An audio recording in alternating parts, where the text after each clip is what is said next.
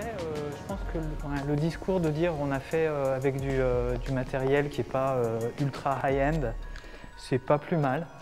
Oui, c'est vrai que ça permet de se dire qu'on va pouvoir toucher des casques de réalité virtuelle grand public. C'est ça, donc on va avoir le matos que monsieur, PC, madame, tout le monde va avoir à la maison, et le discours grand public, il colle de ce point de vue-là. Ouais. Faudra qu'on ait un autre ordi du coup si on fait deux manifs en parallèle. Alors soit j'en prends un aux élèves, ou je prends celui qui est dans mon bureau, celui qui est je crois le même que le tien, avec la même carte. Ah bah très bien. Qu'est-ce qu'il y a d'autre? Donc technique on a vu.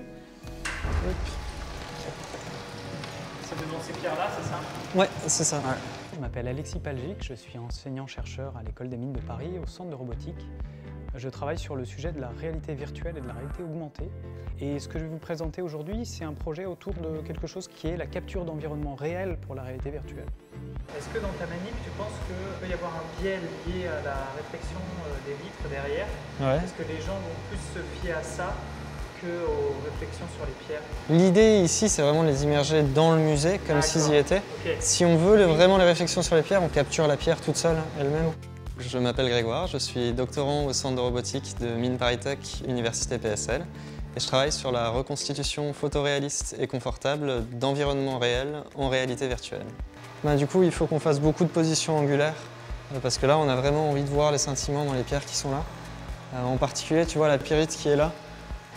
Là où tu vois que c'est vraiment photoréaliste, c'est que tu as effectivement la réflexion de dehors. Donc quand on bouge la tête là, ce ne sera pas forcément les pierres ici, mais la réflexion sur les vitres aussi, c'est intéressant.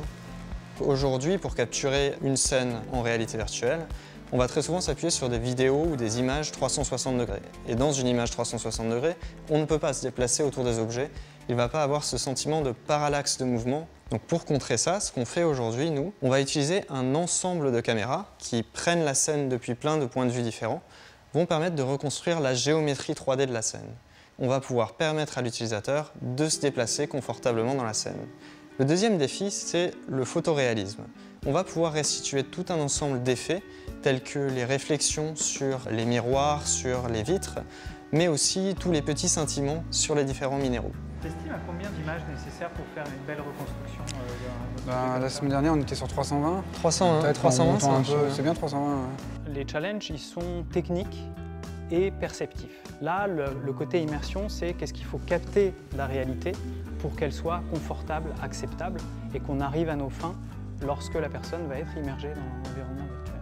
L'amusement, par exemple les jeux, la culture pour représenter des musées comme celui dans lequel vous êtes aujourd'hui, ou la formation par exemple, c'est-à-dire si vous voulez former les gens à la sécurité dans des lieux à risque, bien vous allez avoir à capter ces environnements et vous pouvez les former en réalité virtuelle qui sera beaucoup moins coûteux et plus rapide que sur les sites réels.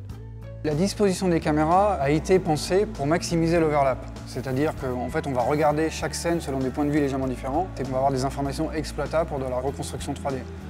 Et ensuite exploitable pour le rendu. D'après nos premiers tests, ce qui fonctionne plutôt bien, c'est de faire des positions intermédiaires, surtout sur le plan horizontal, parce qu'on a les yeux en fait, disposés horizontalement. Ouais. Ce qu'on va chercher à faire, c'est avoir le maximum de précision à une position donnée. Mais là où ça peut être intéressant, c'est qu'en rajoutant des points un petit peu à l'extérieur, on améliore la reconstruction 3D du modèle. Alors, en général, il faut quand même effectuer un déplacement assez substantiel, c'est-à-dire au moins 20-25 cm. Donc une fois qu'on a capturé ces 320 images, on va les passer dans la moulinette algorithmique qui vont permettre de reconstituer en 3D toute cette information géométrique. On va reconstituer en temps réel l'information visuelle. Et donc pour ça, en fonction de où se place l'utilisateur, l'algorithme va calculer les rayons lumineux qui arrivent jusqu'à son œil de façon interactive, c'est-à-dire 90 images par seconde. Les algorithmes d'aujourd'hui vont servir de base, mais on va aussi pouvoir construire dessus, on va pouvoir aller plus loin. Une des grandes perspectives d'avenir, c'est le passage à la vidéo.